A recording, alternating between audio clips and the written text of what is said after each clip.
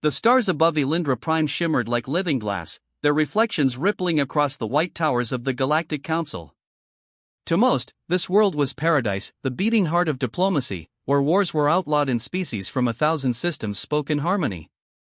But tonight, the heart of the galaxy was about to break. The Terran embassy stood at the city's edge, a spire of silver and blue built beside the tranquil waters of Lake Varen. There, Earth's ambassador Michael Harrington was preparing for a night of celebration, the 10th anniversary of humanity's acceptance into the Alliance. The air was soft, the music gentle, and for the first time in decades, Michael felt at peace. His wife, Elena, laughed beside him, guiding guests through the terrace gardens. Their son, Ethan Harrington, darted between tables with the boundless energy of a 12-year-old, wearing a small diplomatic badge that gleamed with pride. Ambassador in training, the inscription said, a gift from his father. Michael had never believed that one small life could change the course of civilizations. That belief would die before dawn. The night fractured with a single scream. The sound came from the lower gardens, sharp, terrified, and undeniably human. The music halted, glasses shattered. Michael's instincts as a father ignited before his diplomatic mind could catch up. He sprinted toward the sound, his footsteps pounding across marble paths lined with alien flora. When he found Ethan, his world collapsed. The boy lay crumpled near a broken fountain, blood mingling with the glowing waters. His hand was limp, the badge torn from his chest. Standing over him was a towering alien, an Aurelian enforcer, scales glinting like molten metal, claws wet with crimson. The creature hissed a phrase in its native tongue, something guttural and dismissive, before realizing the crowd that was gathering. "Get back!" Michael roared, throwing himself over his son. "Call the medics!" The alien guard did not move. Its golden eyes flickered with irritation, not remorse. When the human security detail arrived seconds later, the Aurelian simply said through its translator, "The child trespassed into restricted grounds. Protocol allows termination." The words hung like poison in the air. Ethan's chest rose shallowly. The boy's lips trembled. "Dad." Then his heartbeat slowed and stopped. The council chamber was chaos by morning. Delegates shouted over one another, their translator nodes struggling to keep pace with the fury flooding the room. Ambassador Harrington sat motionless at the central podium, his son's blood still staining his cuffs. He had been awake for 30 hours, replaying the moment over and over, hearing the alien's cold justification each time. At last, the High Chancellor of the Council, a serene being of light named Valix, spoke. "Ambassador Harrington, the Council grieves with you. We assure you, the Aurelian representative will face questioning." "Questioning?" Michael's voice was soft, almost eerily calm. "You call what happened to my son an incident? He was executed." The guard acted within his own species' jurisdictional protocols, Valix replied, tone even but distant. "The gardens border an Aurelian consulate annex. It may have been a misunderstanding." Michael rose to his feet. "A misunderstanding doesn't rip through a 12-year-old boy." A heavy silence fell. The ambassador's eyes, once warm and diplomatic, now glowed with something ancient, a fury humanity had not unleashed in centuries. "The Council asks for Earth's restraint," Valix continued carefully. "Your people have always been passionate. But peace requires discipline." Michael leaned forward, his voice like steel. "Peace requires justice."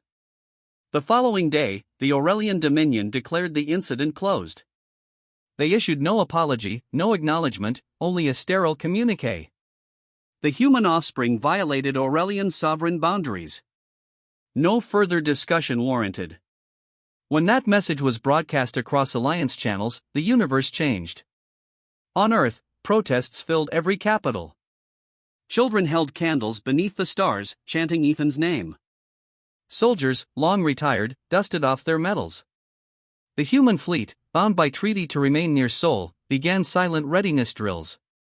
In orbit above the moon, the Terran Defense Council convened.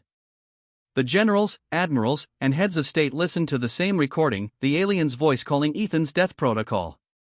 When it ended, Admiral Renee Carter whispered, "They think we're still that small blue planet that begged for a seat at their table." President Daniel Ross stared at the holographic image of Ethan. They forgot, he said quietly, that every parent on Earth bleeds the same way. Then he looked to Carter. Prepare the fleet. Quietly. 2 weeks later, the Galactic Council awoke to silence, the kind that comes before a storm. A Terran transmission pulsed across every system. It carried no threats, no declarations. Only the voice of one man. My name is Michael Harrington, Ambassador of Earth. My son was murdered under the flag of peace. You called it lawful. We call it unforgivable. Humanity asked for justice. You gave us indifference. Now we will teach you what those words cost. As the transmission ended, human ships vanished from their assigned patrol zones. Alliance sensors detected fleet movements across Mars, Luna, and Titan. Entire orbital factories went dark, production hidden from all scanners. The aliens called it bluster. They were wrong. Because that night, deep within the Terran Defense Network, the order was signed. Operation Dawn Hammer Authorization Code E.H.01. Named after a boy who never came home. And so began the silence before humanity's storm. The Council still thought humans were fragile diplomats. They were about to learn what happens when you hurt a species that once crawled through war and fire and survived. For every human parent who saw that child's face, for every soldier who remembered Earth's scars, for every leader who realized peace was built on bones, the same vow echoed across the planet. For Ethan. And from the blue cradle of Earth, engines roared, shaking the void itself. Silence spread like a plague through the stars. For decades, the Galactic Council's communications grid had never gone dark, every world connected, every voice recorded, every crisis managed within hours. But 3 days after the human transmission, entire sectors reported blackouts. Trade routes fell quiet. Fleets were rerouted. And on Elindra Prime, ambassadors from 100 species gathered in secret, speaking the same word with unease. Retaliation. Humanity had gone silent, and silence was the most terrifying answer of all. Ambassador Michael Harrington stood at his son's grave in the gardens of the now empty Terran embassy. The flowers, delicate blue roses from Earth, shimmered beneath Elindra's twin suns. His wife, Elena, hadn't spoken since the funeral. She stared at the horizon, hollow-eyed, clutching the boy's badge. You shouldn't be here, came a voice behind him. Michael turned to see Commander Leon Solari, the Council's security chief, a sleek, feline humanoid with silver fur and piercing yellow eyes. Once, they'd been friends. Now, her tone carried dread. The Council is discussing Earth's expulsion, she said softly. They claim your fleet movements violate the Charter. Charter? Michael's voice cracked with bitter laughter. My son's killer walked free under that charter. Solari stepped closer. If Earth attacks, you'll destroy everything we built together. The Aurelians are mobilizing. Half the Council worlds will side with them. Michael's eyes met hers, no hatred, only sorrow. Then they've chosen their side already. He turned away, whispering to the gravestone. Rest now, Ethan. We'll make sure they never forget you. Far above Earth, in the void of the Lunar Defense Array, Admiral Renee Carter studied the holographic projection of enemy movements. The Aurelian Dominion's fleet concentration is here, she said, pointing at a glowing arc near the Neberii corridor. They're forming a blockade around our known routes. Standard intimidation pattern. President Daniel Ross appeared as a translucent image across the table. His face was grim. They think we'll back down if they show teeth. Carter nodded. We'll show them something sharper. Her hand moved across the table, activating the classified command layer. Red icons flared to life, hundreds of Terran warships rising from hidden dockyards on Mars, Europa, and Ceres. Operation Dawn Hammer, Phase 1, she announced. Target, Aurelian Forward Outpost at Vega 9. The one where the orders came from. Ross hesitated. That's not just a strike. That's a message. Carter's jaw set. Good. They need to read it clearly. The first Terran warship to launch was the TSS Vengeance, a dreadnought of black titanium and plasma-forged armor. Its engines roared with the fury of a dying star as it broke orbit. Inside, Captain Aaron Cole watched the blue curve of Earth shrink behind him. He'd fought in nothing but simulations. Humanity hadn't gone to war in nearly a century. Yet every crew member aboard carried the same unspoken oath. Cole addressed them through the ship's comms. "We don't fight for conquest. We fight for a child. For a father who buried his son because someone thought humans were beneath apology. For the next time anyone even thinks about touching one of ours." The bridge was silent. Then a murmur rose, soft, resolute, like the heartbeat of a nation. "For Ethan." At Vega 9, the Aurelian outpost glittered under twin moons. Dozens of cruisers patrolled its orbit, confident, unafraid. To them, humanity was still that naive newcomer that asked permission before breathing in council space. The commander of the station, High Captain Vrask, sat in his command chamber, watching a live newsfeed from Elindra. He laughed at the human protests. "They're emotional creatures," he hissed to his aide. "They will howl, then crawl back to their council seats." Then the alarms began. An officer shrieked, "Unidentified warp signatures, dozens, no, hundreds. Sector 12 collapsing." Vrask rose to his feet, his claws scraping the console. "Who dares?" He never finished. Space ripped open like torn fabric. Terran ships emerged in perfect formation, black silhouettes against the stars. Their transponders remained silent. Then, from the flagship Vengeance, a single pulse transmission went out. "For Ethan Harrington." The first salvo struck seconds later. Witnesses across the sector described it as an apocalypse made of light. The Aurelian defense grid melted before the Terran onslaught. Every missile carried pinpoint intelligence, every railgun round tore through hulls with surgical precision. The battle lasted less than 9 minutes. When the last Aurelian cruiser exploded, the Terran fleet transmitted one final message to the Council. Vega 9 neutralized. Civilian casualties, 0. Target, military. Justice, delivered. Then they vanished into FTL, leaving nothing but silence and debris where an empire's arrogance had stood. News of the strike spread faster than light.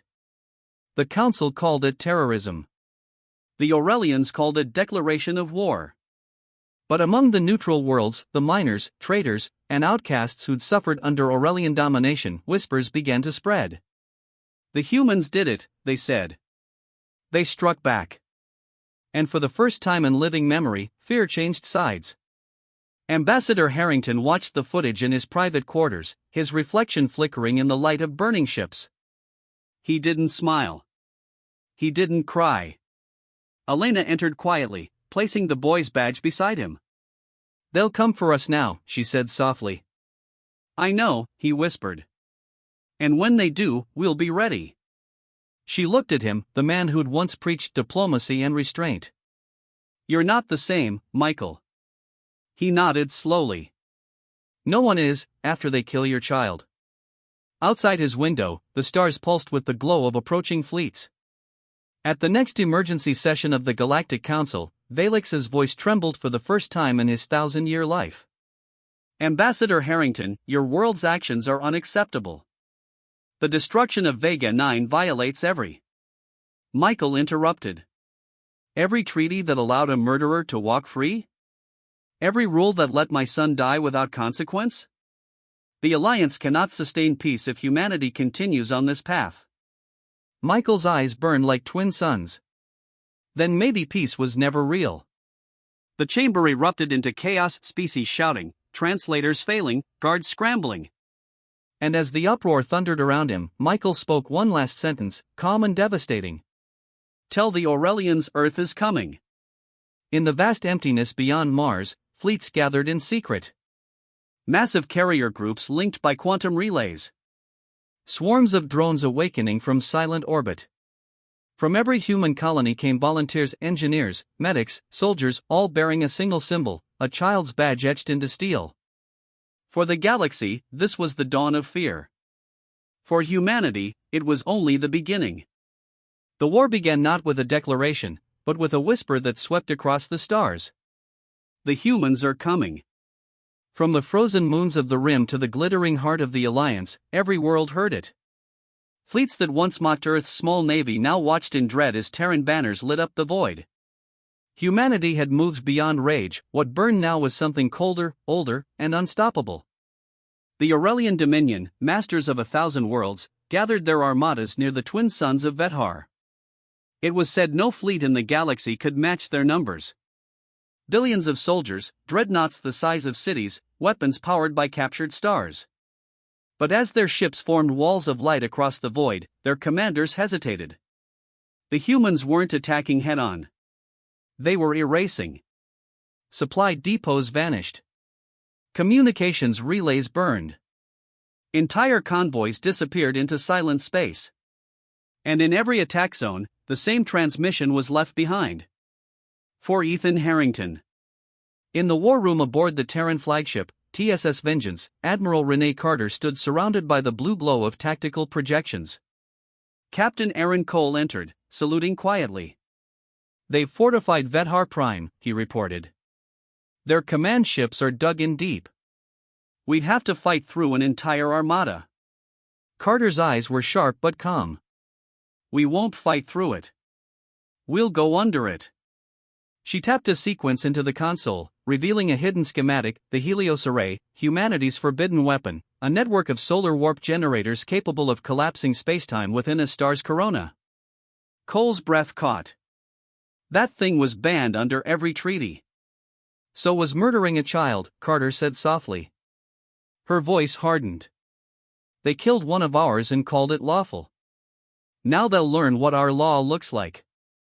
Far away, on Elindra Prime, Ambassador Michael Harrington sat once again before the Galactic Council, this time surrounded by soldiers, not diplomats. His wife, Elena, stood silently beside him, the child's badge pinned to her chest. The chamber trembled with argument. The Aurelian High Marshal Vrask, scarred and furious, pointed a claw at him. "You dare bring war into the cradle of peace? You humans are disease." Michael didn't flinch. "A disease that remembers." Valix, the luminous chancellor, pleaded from his dais. "Ambassador, please, if you proceed, billions will die. There must be another path." Michael's gaze was distant, haunted. "There was. You ignored it when my son's heart stopped beating." Then he stood, looking across the sea of alien faces, diplomats who had watched, judged, and done nothing. "You all taught us diplomacy. You taught us patience. But you forgot what we were before peace. You forgot what happens when Earth unites." He placed the badge on the table. "You will remember now." And with that, he left the chamber. The Battle of Vethar began with silence. Aurelian sensors detected only faint distortions, ripples of heat, static, phantom echoes. Then, without warning, every Terran ship appeared at once, emerging from deep warp just kilometers above the enemy's command line. "Contact!" "Multiple, no, hundreds of ships," shouted Aurelian officers. The human fleet opened fire. Thousands of railguns unleashed hypervelocity rounds that tore through capital armor like paper. EMP bursts blinded targeting systems. Quantum torpedoes shattered shields. The void became a storm of light and debris. And then, the Vengeance broadcast the order. "Activate Helios Array." Far behind the battlefield, deep within the orbit of Vethar's suns, Terran science vessels aligned a chain of shimmering satellites. Their synchronized hum resonated through the void. Space itself bent and screamed. The Aurelian admirals realized the horror too late. The twin stars of Vethar began to twist inward, collapsing around invisible wounds. Energy flared, gravity distorted, and every Aurelian ship caught in the field was pulled into a blazing storm of plasma and dust. "Shut it down," cried Cole, gripping the railing as shockwaves tore through the Vengeance's hull. But Admiral Carter's eyes stayed fixed on the view. "They wanted to know what human wrath looks like," she whispered. "Now they do." When the light faded, the Dominion's fleet was gone. Vethar Prime burned, its once proud banners turned to ash. The galaxy watched in silence. Entire species that had once sneered at humanity's emotional fragility now trembled. The Terran Republic sent out one message, not a threat, but a statement. We sought justice. You gave us none. We sought peace. You mocked it. Now, you will respect it, or you will face the same dawn. Weeks later, the Galactic Council reconvened on a fractured Elindra Prime. The skyline still glowed from the energy storms caused by Terran weapons testing. Ambassador Harrington stood once again before Valix, this time not as a representative, but as the man who had broken an empire. Valix's voice was quieter than ever. The Aurelian Dominion has surrendered. Their fleets are gone. Their rulers seek asylum.